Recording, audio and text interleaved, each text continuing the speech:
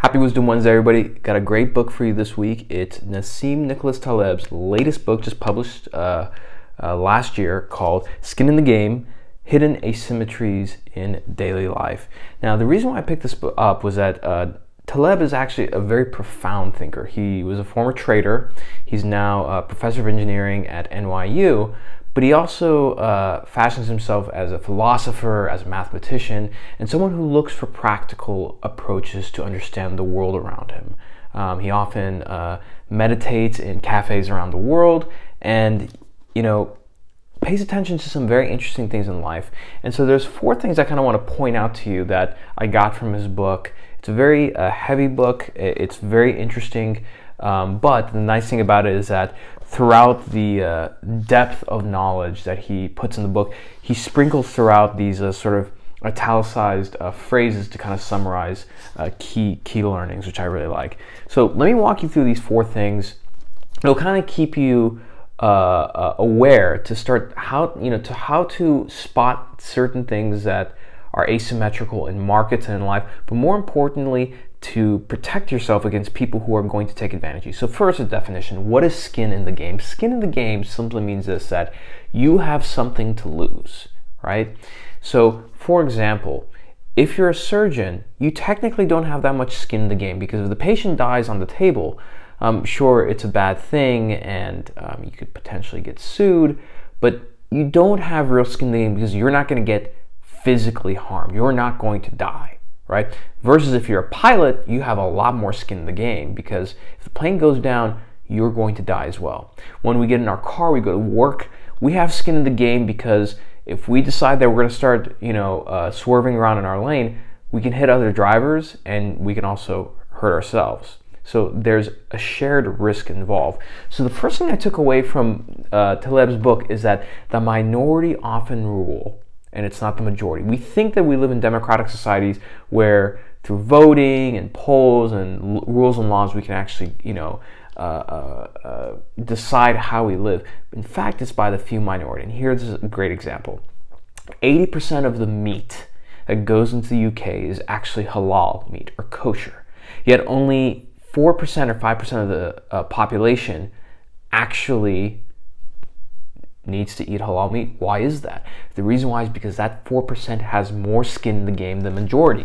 See, the majority is perfectly okay to abiding to what the minority wants in this case, which is to eat halal meat. But the minority have more skin in the game than the majority when it comes to their needs. Take another example. Have you ever met somebody with a peanut allergy? I have never met somebody with a peanut allergy in my life. Yet, you never see peanuts being distributed on an airplane when someone who has a peanut allergy gets on that plane. It's a tiny minority, and that's because that minority has skin in the game. So the idea is that when you have more skin in the game, when you have more risk, you have more to lose, and you push harder to gain those asymmetries in life. Second thing, intellectual yet idiot. This is a great example because we see it all over the place, more specifically on LinkedIn. An intellectual yet idiot. This is a type of person who finds out and learns ways to be very, very good at exams, right? They're a straight A student. But after having a few conversations with them, you can understand that they know nothing about the way this world works.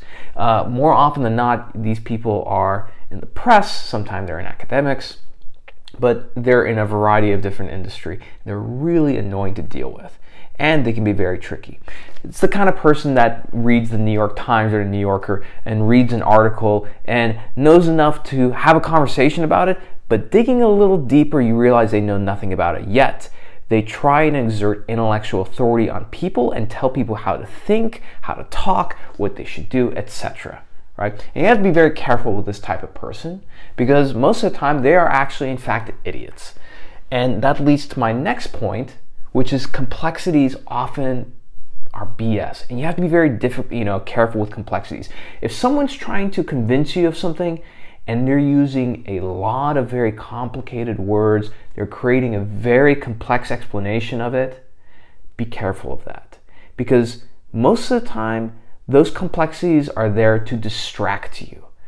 If you if you have a question, you ask a simple question that requires a 10-word answer and 100 words come out, Those 90 words are actually there to disguise the 10 words that they actually need to say, which illuminates to you that this person doesn't know what they're talking about. This is also a good reason why you have to be careful with people who sell advice. Why? Because they have no skin in the game. So if I sell you advice as a consultant, not very good, because I have no skin in the game. Because if that advice fails, nothing happens to me. Now, the exception to this rule is that if that person sells you advice and they are subject to penalty if that advice does not work. This is what's called Hammurabi Code.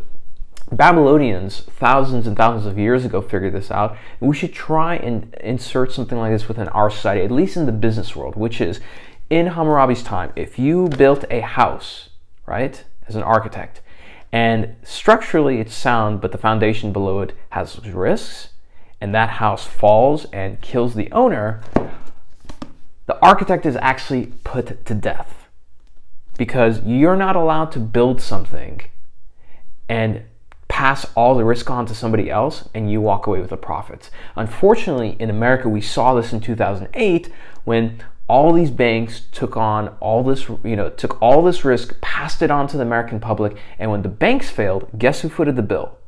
It wasn't the bankers that took home millions of dollars. It was the general public. It was people like you and I, the yoga teacher down the street, the bus driver. Those are the people that footed the bill.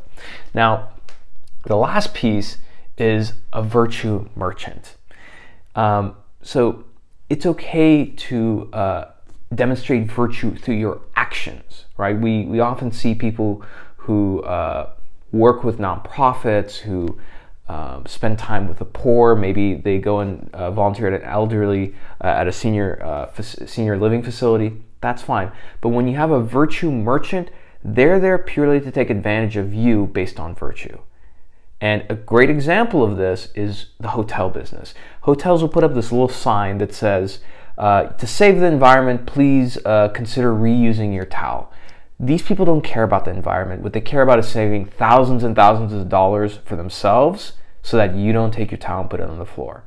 Another great example of a virtue merchant are people who come out and they explain how you should think and act and speak, but they have no skin in the game, because however that kind of thing goes, it's not going to really affect them.